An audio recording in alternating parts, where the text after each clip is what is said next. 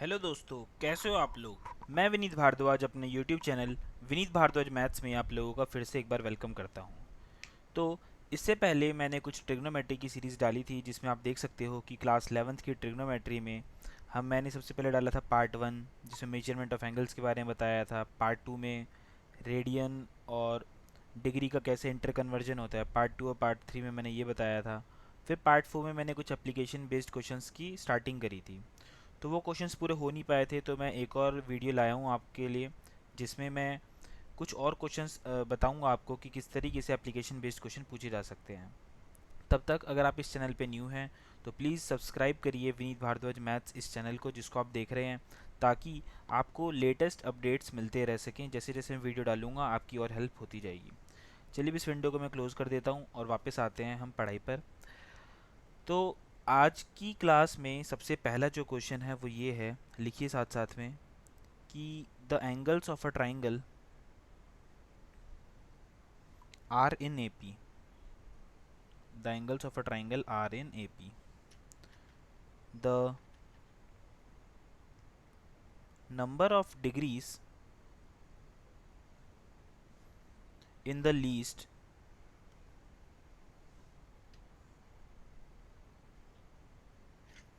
is to the number of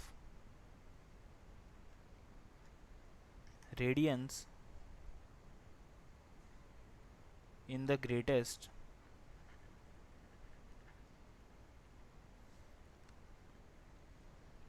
as 60 ratio pi.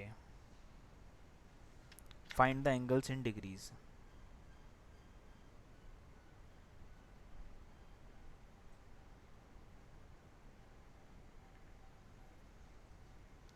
ठीक है, question ये है। अब क्वेश्चन को थोड़ा सा समझ लेते हैं पहले। एक ट्राइंगल है, हमें पता है उसके सभी एंगल्स का सम कितना होता है, 180 degree. Angle sum property of triangle ये कहती है। और बोला गया है कि जो जितने भी एंगल्स हैं ट्राइंगल के, उन सबको हमने एपी में कंसिडर किया है बिकॉज एंगल्स एपी में है। Number of degrees in the least is two का मतलब होता है ratio. Number of radians in the greatest, ratio दे रखा है 60/पाई। Find the angles. ओके, तो हम लिखेंगे let the three angles of triangle which are in AP, जो एपी में है, which are in AP are. कौन से एंगल्स मान लिए हमने, ए माइनस डी, ए और ए प्लस डी। आपने 10th क्लास में सीखा होगा कि जब कभी भी तीन टर्म्स एपी में होती है तो हम ए प्लस डी और ए प्लस टू डी ना लेके सिलेक्शन ऑफ टर्म्स किस तरीके से करते हैं, ए माइनस डी, ए और ए प्लस डी।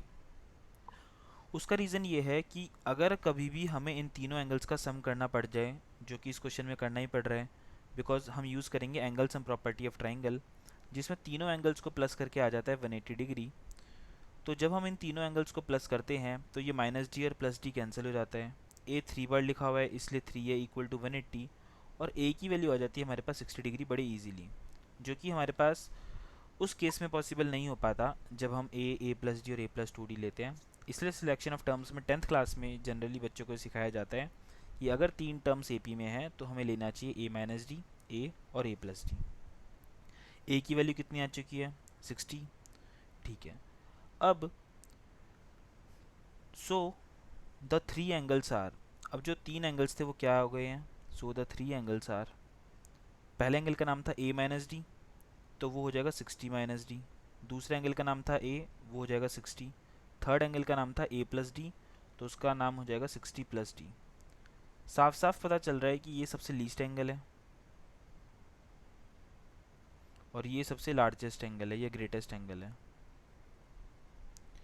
अब क्वेश्चन में ये बोला गया है कि वो एंगल जो सबसे लीस्ट है हमें उसको डिग्री में लेना है कि रेडियन में लेना है, डिग्री में। तो 60 माइनस डी हमने डिग्री में ले लिया, और जो एंगल सबसे ग्रेटेस्ट है उसको हमें रेडियन में लेना है। क्वेश्चन में लिखा हुआ है, ध्यान से देखो, रेडियन एंड द ग्रेटेस्ट। तो 60 प्लस डी सबसे ग्रेटेस्ट एंगल है, हमें उसको रेडियन में लेना है। रेडियन में लेने के लिए हम उसको किससे मल्टीप्लाई करेंगे, पाई अपॉन 180 से। और रेशियो क्वेश्चन में ही गिवन है 60 अपॉन में पाई, ये क्वेश्चन में ही गिवन था। ठीक है, अब यहाँ तक आप नोट कर लो फटाफट से, वीडियो को पॉज करके या आगे पीछे करके। तब तक मैं एक काम करता हूँ, मैं इस वाले पोर्शन को दूसरे वाली विंडो पे लेके जाता हूँ ताकि वहाँ पे मैं आपको और अच्छे से समझा सकूँ।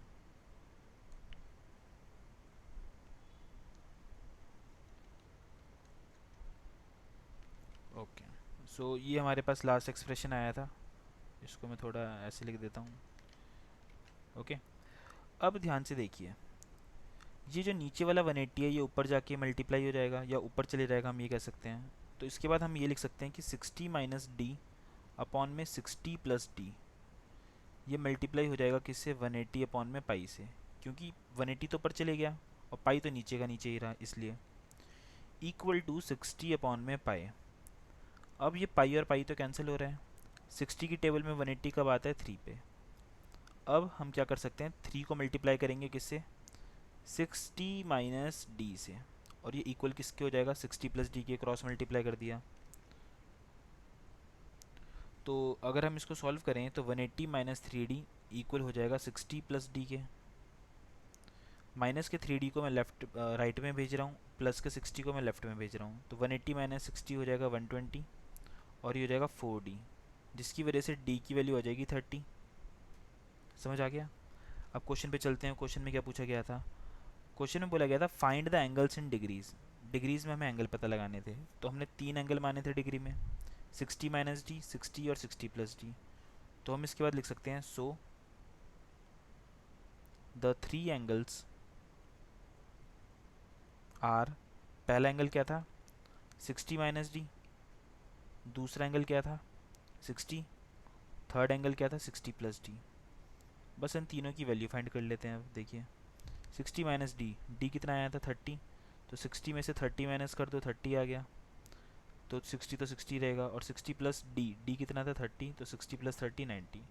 तो 3 एंगल्स जो थे क्वेश्चन में रिक्वायरमेंट थी जिनको 3 एंगल्स की, वो 3 एंगल हैं 30, 60 और 90। यहाँ पर हमारा आंसर हो जाता है कंप्लीट। जिसको स्क्रीनशॉट लेना है वो स्क्रीनशॉट ले लो, ठीक है। अब मैं इसको हटा देता हूँ, इसको भी हटा देता हूँ। अब चलते हैं नेक्स्ट क्वेश्चन की तरफ।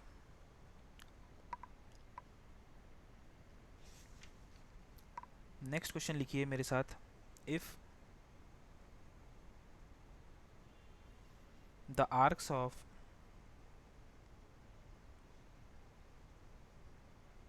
Same length in two circles subtend angles of 60 degree and 75 degree at the centers, find the ratio of their radii। find the ratio of their radii, ये क्वेश्चन है। देखिए ध्यान से, क्वेश्चन क्या है, दो सर्कल हैं पहली बात तो दो सर्कल बना देते हैं। ये फर्स्ट सर्कल हो गया, ये हमारा सेकंड सर्कल हो गया, और दोनों ही सर्कल में आर्क्स ऑफ सेम लेंथ लिखा हुआ है। तो सेंटर यहाँ पर कहीं होगा, इसका कुछ रेडियस होगा, ये रहा सेंटर, इसका कुछ रेडियस होगा। दोनों ही सर्कल की जो लेंथ है वो सेम है, मतलब अगर मैंने इसको L बोला तो ये भी L होगा। L1 L2 लिखने की ज़रूरत नहीं है, बिकॉज आर्क की जो लेंथ है दोनों की वो सेम है। और एंगल बना रहे हैं ये 60 डिग्री और 75 डिग्री, तो ये हो जाएगा 60 डिग्री, ये हो जाएगा 75 डिग्री। अब जो पहले वाला सर्कल है उसका कुछ ना कुछ रेडियस होगा, उसको मैंने R1 बोल दिया, इसका कुछ ना कुछ रेडियस होगा, उसको मैंने R2 बोल दिया। अपनी इंट्रो वाली वीडियोस में 11th की ट्रिग्नोमेट्री में ही मैंने आपको बताया था कि theta is equal to L/R होता है, यहाँ पर भी theta is equal to L/R होगा। लेकिन यहाँ पर दोनों में एंगल अलग अलग है, इसलिए मैं इसको थीटा 1 और थीटा 2 बोल सकता हूँ। दोनों में रेडियस अलग अलग है, कैसे पता, रेशियो ऑफ देयर रेडियाई पूछा है, रेडियाई अलग अलग है, तो R1 अब और इसको R2 बोल दिया। यहाँ से अगर मैं L की वैल्यू निकाल लूँ तो वो जाएगा थीटा 1 R1, यहाँ से अगर मैं L की वैल्यू निकाल लूँ तो थीटा 2 R2। दोबारा से रिपीट कर रहा हूँ कि L क्यों सेम है, बिकॉज क्वेश्चन में लिखा गया है साफ साफ कि दोनों की आर्क्स ऑफ सेम लेंथ लिखा हुआ है, इसलिए, अदरवाइज मैं L1 और L2 लिखता। अब ध्यान से कंपेयर करिए दोनों इक्वेशंस को, क्या दोनों का लेफ्ट हैंड साइड सेम है, बिल्कुल सेम है, दोनों में ही L लिखा हुआ है, इसीलिए दोनों का राइट हैंड साइड भी सेम हो जाएगा, और हम कह सकते हैं कि theta 1 R1 is equal to theta 2 R2। Clear हो गया इतना?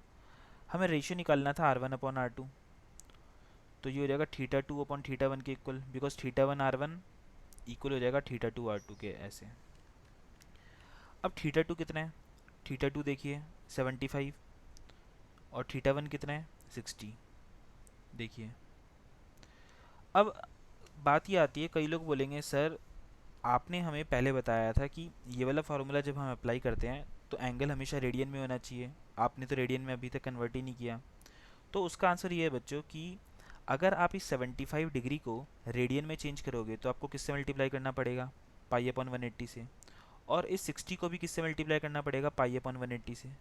तो अल्टीमेटली वो पाई/180 और पाई/180 तो कैंसिल ही हो जाएगा, बिकॉज यहाँ पर हम रेशियो निकाल रहे हैं, एक पर्टिकुलर रेडियस R1 या R2 नहीं निकाल रहे हैं। तो रेशियो के केस में पाई/180 कैंसिल हो जाएंगे, फिर से वापस हमारे पास 75/60 बचेगा। तो आप कन्वर्ट कर भी दोगे तो भी कोई बात नहीं, नहीं करते हो तो भी कोई बात नहीं।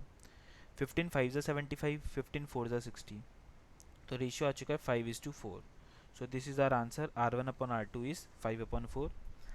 फटाफट से इसको नोट कर लीजिए। अब इसके बाद हम चलते हैं नेक्स्ट क्वेश्चन पर।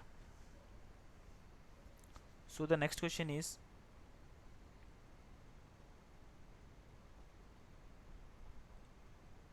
a circular wire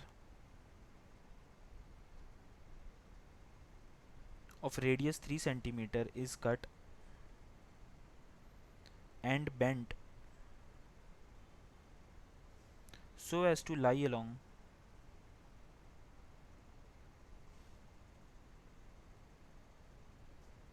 the circumference of a hoop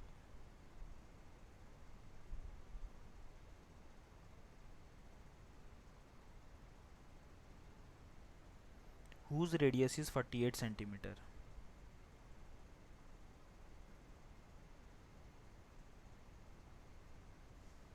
Find in degrees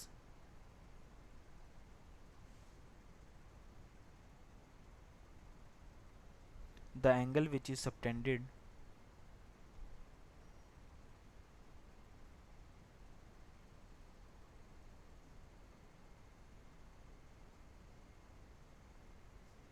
at the center of the hoop.